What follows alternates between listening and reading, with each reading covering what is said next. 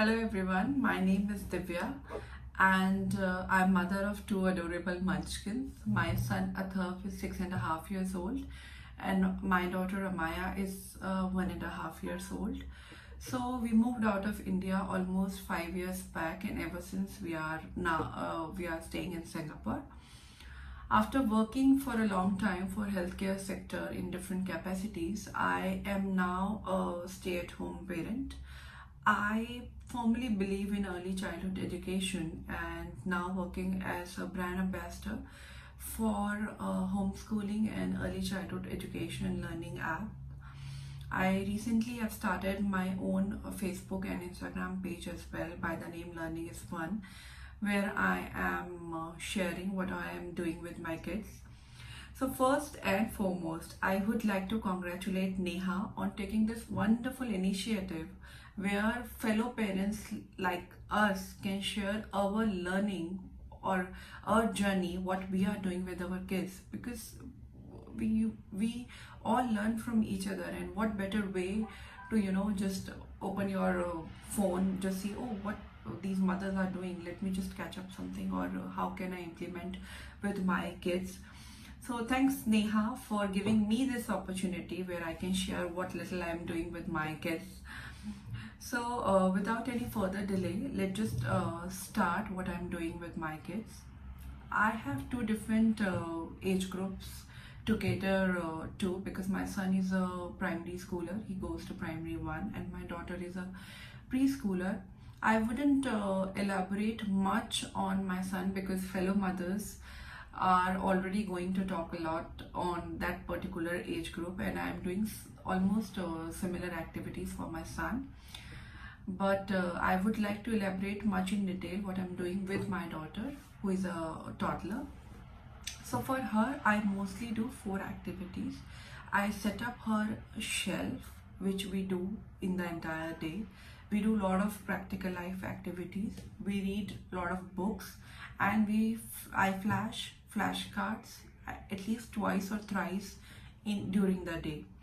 So the shelf that I set up for her includes mostly 10 activities that we do in the day, during the day, as and when she feels like or I have time, depending upon her mood as well.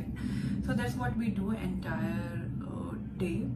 Whenever I set up her shelf, I ensure that we cover 10 activities which focus on mostly which covers six aspects without any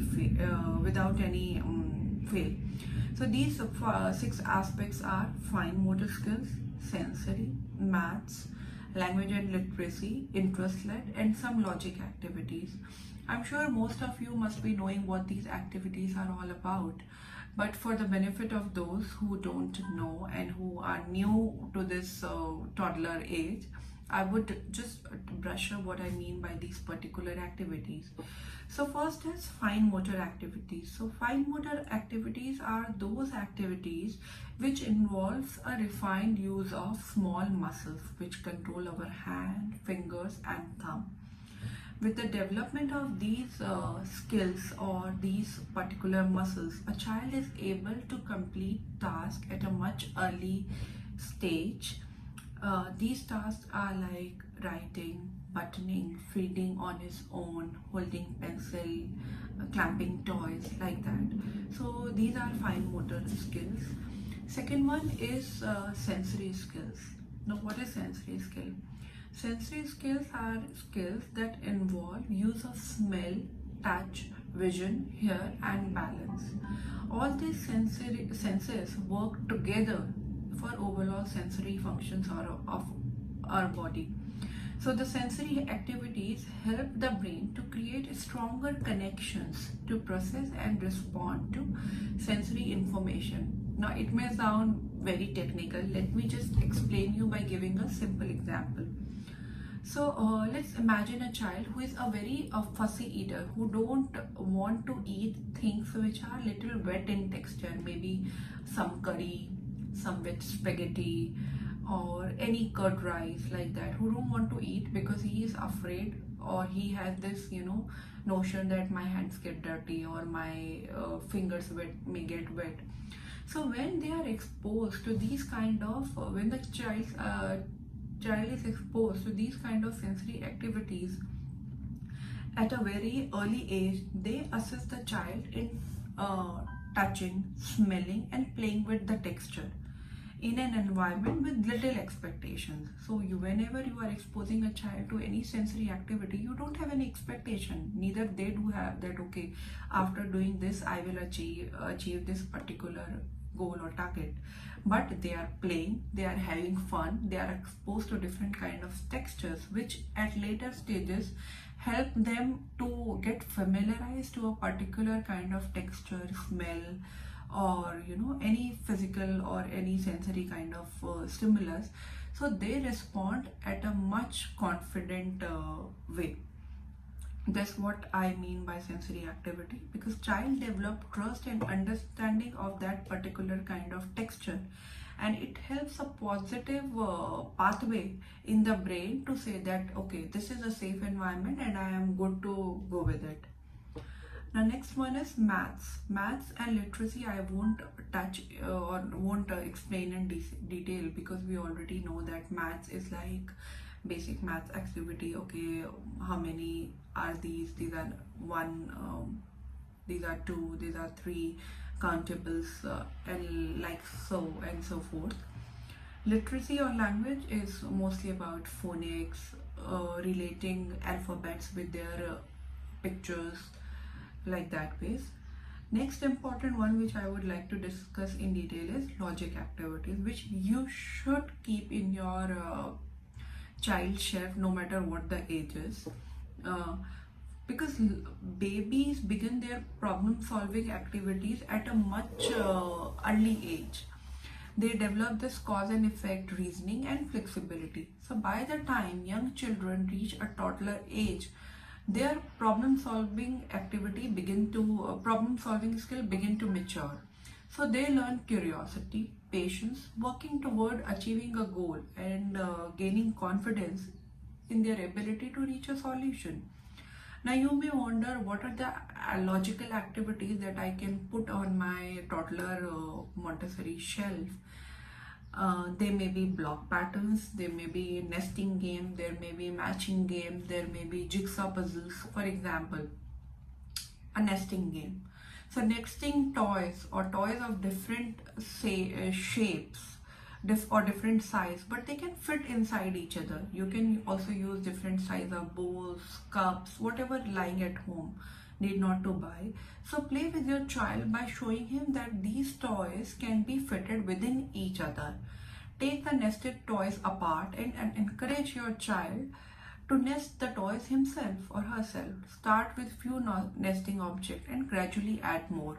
So nesting toys games teaches your toddler about different size difference and solving problems through logical reasoning. Okay, this is bigger, this cannot fit in a smaller shell, so this is a small shell, it can go well in a bigger shell, like that ways.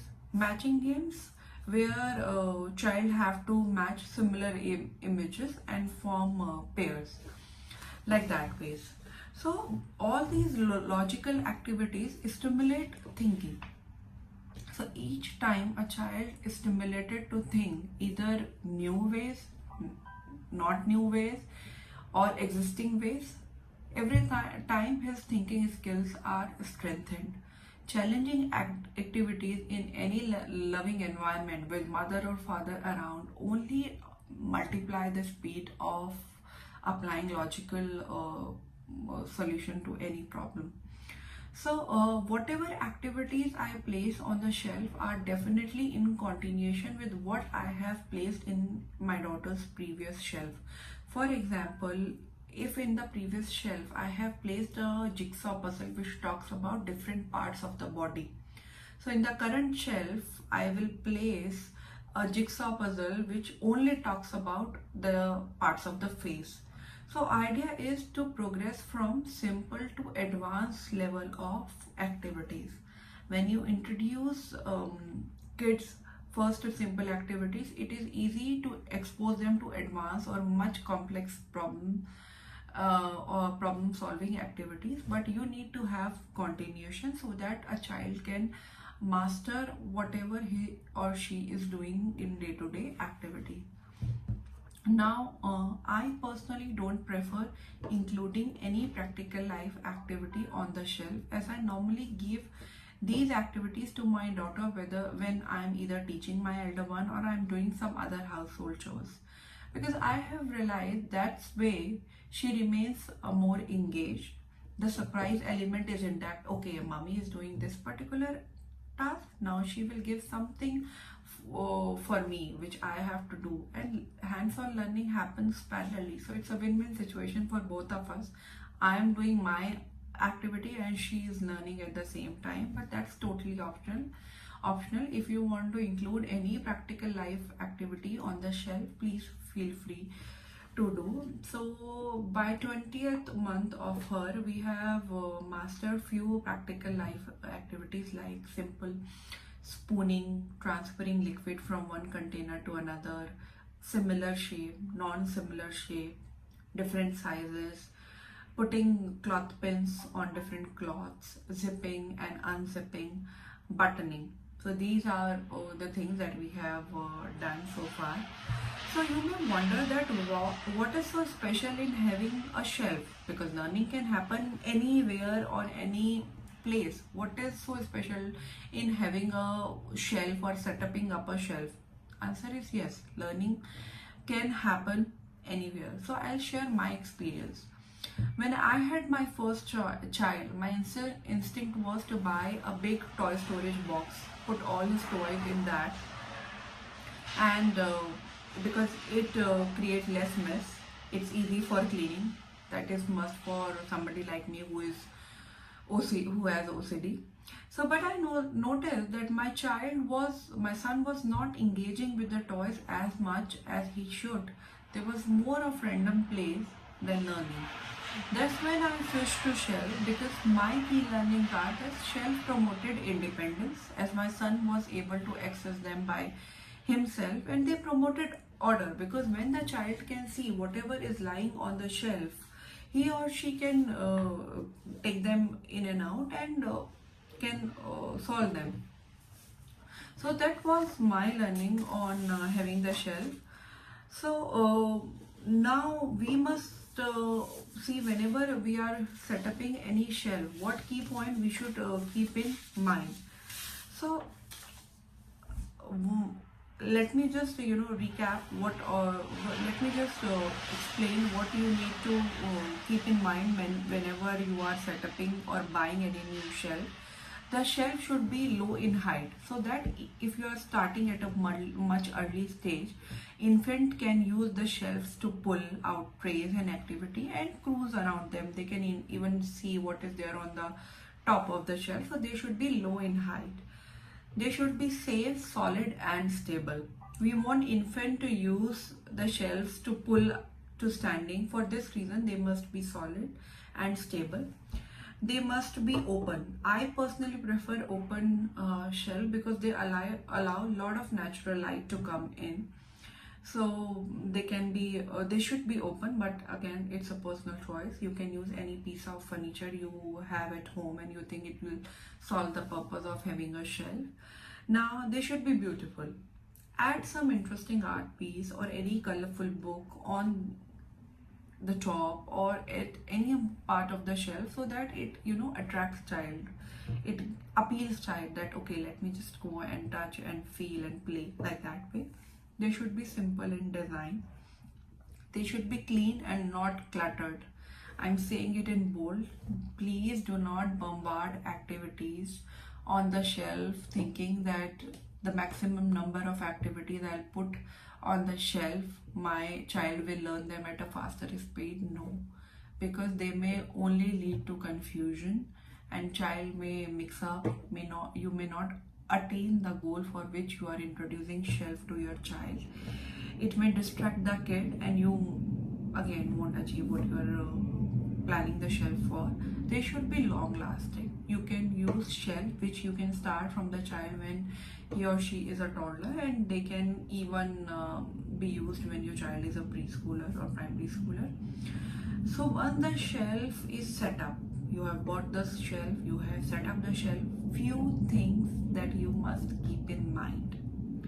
It may so happen that you have set up the shelf all beauty fully and all spick and span shelf, but child may come and start throwing the activity that you have placed on the shelf.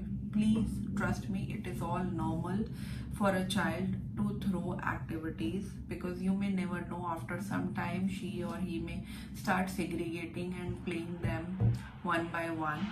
It's perfectly normal.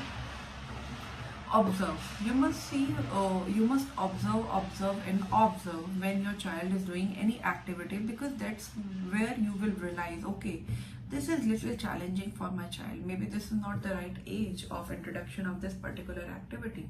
Or if I have swapped this activity by that particular activity, my child would have done at a much faster pace or much easily. So observe your child while playing, and these are the moments where you will connect upon. So this is another. Second is, leave material on the shelf that your child is really interested in. Enjoy. Allow the child to access shelf on his or her own. You should not give them the feeling that mommy or daddy is sitting with you to play with you. You are there to assist. Let them be independent learners, so they can take out, play, they can mess up, but then afterwards make a habit. Okay, it's cleaning time, let's clean it together, so that they get a hack. Okay, after messing up, it's my duty to clean the shelf. So that's it, guys. I think I have covered mostly all the aspect of creating the shelf. I keep posting our shelfies. Now let me share my son's plan of action. Since other mummies in the group have kids of same age and they have already or will be sharing the plans in detail, I'll briefly touch base my timetable. So for my son, who is 6.5 years old, I have stopped setting up the shelf for him when he was around 4.5 5 years old, and we are mostly doing subject workbooks, topic wise worksheets, pattern games, logic games, concentration building activities, writing short stories, sudoku, reading books, jigsaw puzzles, flashcard, and chess, etc. So the big thing is that when we talk about academically, how you can plan the order. One tip here is that whatever you are puzzled, whatever or whenever you are puzzled what to teach and when to introduce a particular concept to your child, what you can do is you may download the syllabus of the grade your child he is currently studying in online, so that you know what all you have to cover in the current year, and then you can break down the topic into months and weeks, so that you can set smart goals for yourself. Now what I mean by smart goals, they should be small. They should be like bit by bit I will be making this particular progress, so they should be small. They should be measurable. You can measure them. Okay, this week I have done this, last week I have done this, the previous week I have done this. So they should be measurable, so that you can monitor the progress your child is making. They should be attainable. Your child should be able to attain those particular goals. It should not happen that you bombard your child with activities which you think your child should know. You must see what your child level is, where he or she is lacking. Your child may be very good in counting 1 to 100, but he or she may not be knowing what is a skip counting, what is a skip counting of 2. So based on your child current level of understanding, you should set some attainable goals to your child learning. They should be realistic and they should be attainable. That's they should be realistic and they should be time bound. You must set them weekly, monthly, yearly, 4th monthly or 3 monthly, like that ways, depending upon your child speed. So my son was going to kindergarten till December 2019. So I generally used to plan his academic curriculum in such a way that he learns those topics at home which he is not doing in the school. So sometimes we were ahead of the school, and so it's a kind of revision, and sometimes we are not. That's also perfectly normal. So on Fridays, he used to get his school bag where the teacher used to share what they have done in the school during the week, and he used to get homework. So during the weekend, we used to brush up both what we have done at home or in the school. Now my son has started going to primary one, and he's in the school from 7:30 to 1:30. I generally give 15 to 20 minutes in the morning where I plan what we will finish or complete in the day. And again, rule of thumb applies. The planning goes in continuation with what we have done the previous day. So suppose the previous day we have finished dictation of first 50 sight word. The next day it will be dictation of next 20 sight words, like that. It should be in continuation, so that again you are moving from simple to advanced levels.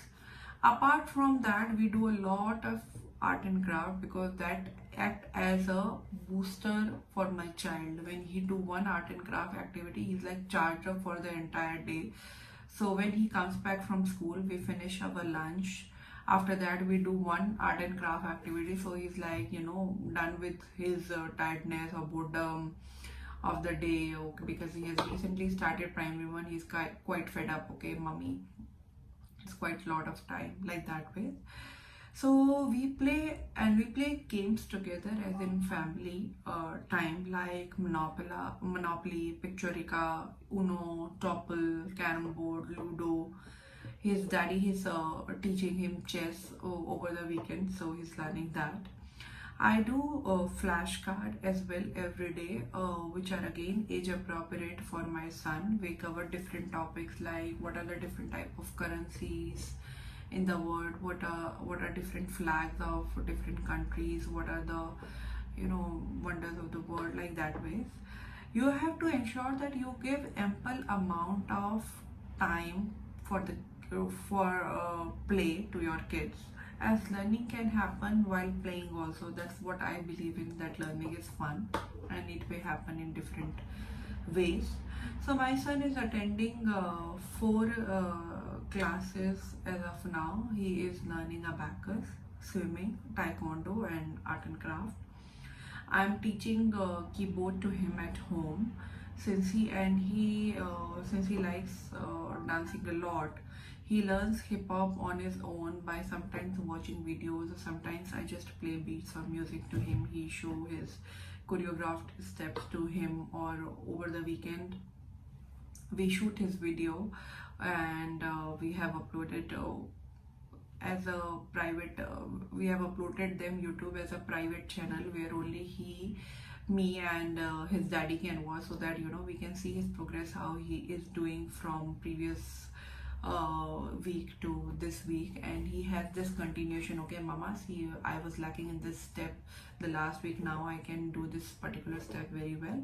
So this is again a tip. If you want to monitor your child progress, you can set up a private YouTube channel for your child, where you can give access to family members or whom you think you will be getting some positive feedback, where you can record and document his or her progress, and you can view them as and when required.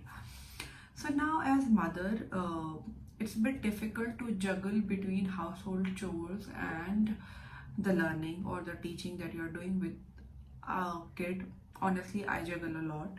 But what I have done, that I follow certain timetables or schedules without fail.